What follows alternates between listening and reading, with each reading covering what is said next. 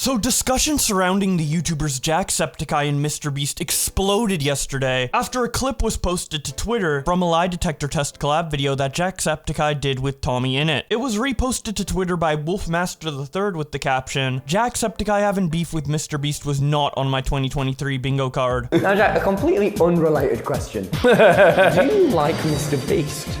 No. Jack, do you think MrBeast ruined YouTube? Yes. Now, in all honesty, Jack, why? Because it became more about views, money, and popularity than it did about having fun. You just don't think you have fun playing Squid Games? You don't think you have fun riding on yachts? Building wells in Africa? I don't know. If he had fun doing those videos, they'd be longer.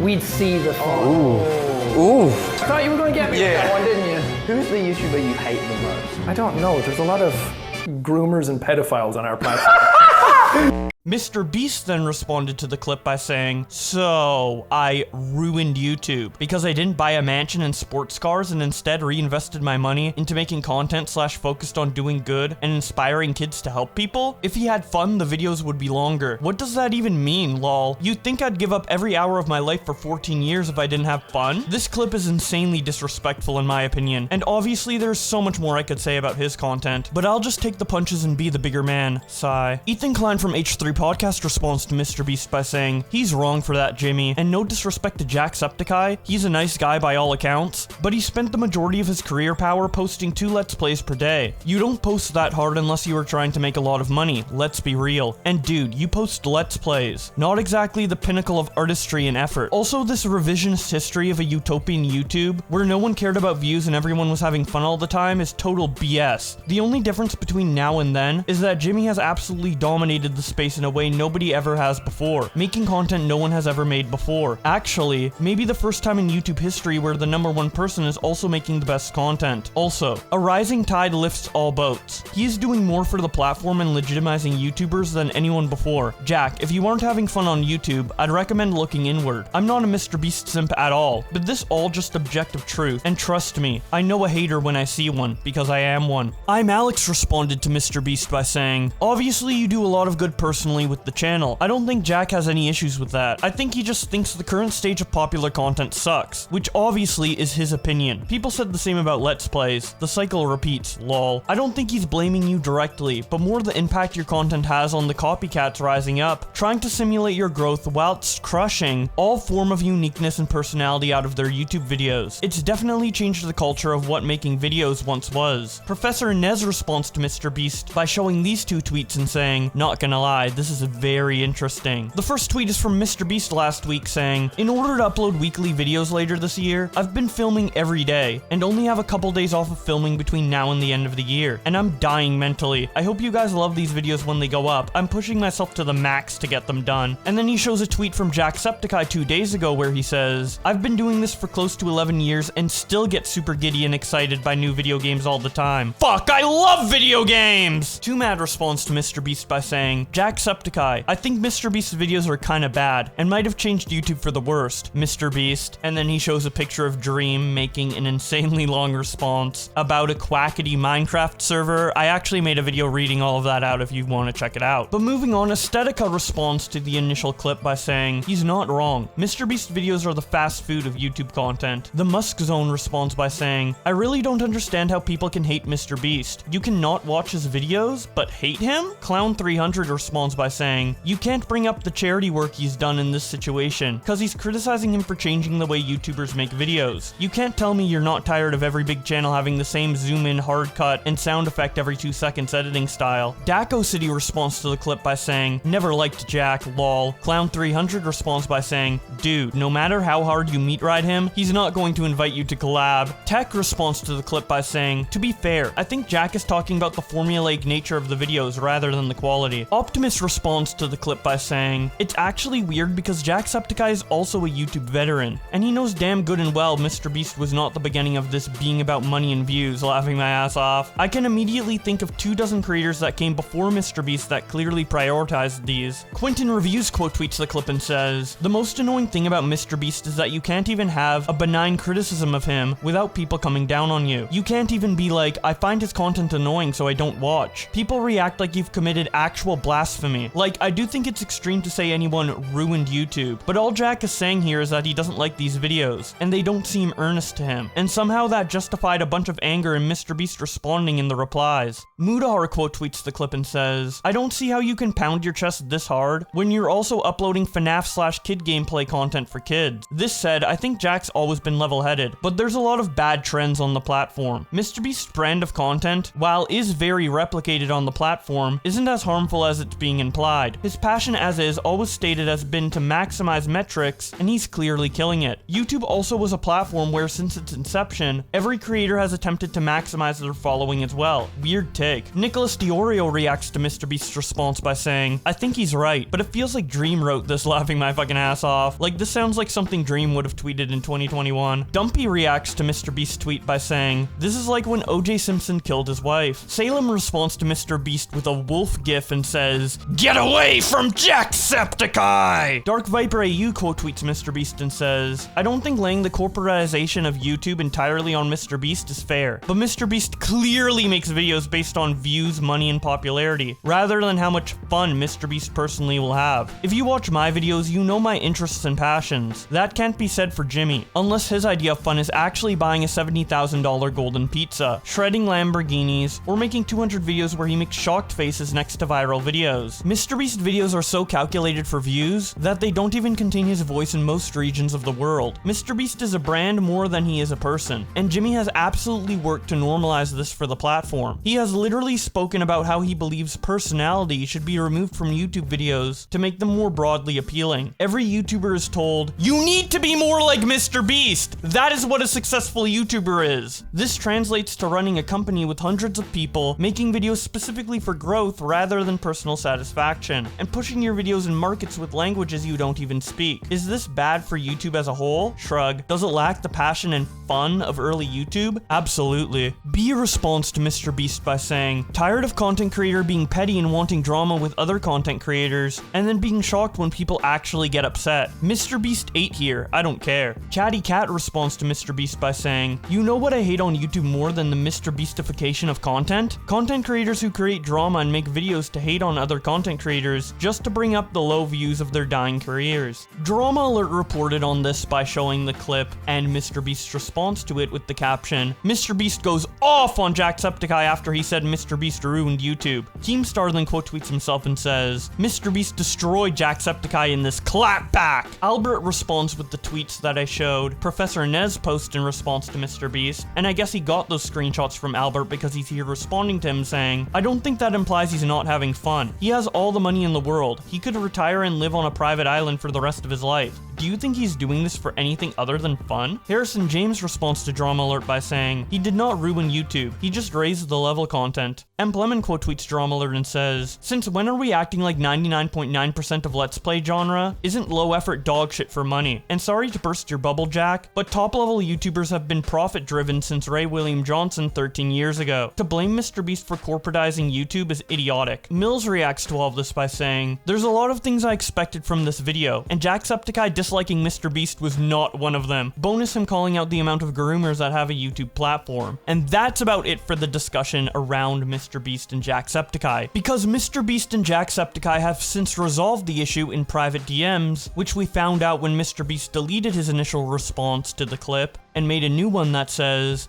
we messaged, we're Gucci now. And then JackSepticEye responding with a thumbs up emoji. So a pretty interesting drama that seemed to be resolved very quickly, but did open an interesting discussion about doing YouTube content for money versus doing YouTube content for fun. And if you have any opinions on that or anything else discussed in this video, be sure to share them in the comment section below. I love reading what you have to say. If you enjoyed this video, don't forget to leave a like on it and subscribe with notifications on so you don't miss any new Twitter drama. But with all that being said, thank you guys so much for watching, and I'll see you in another video.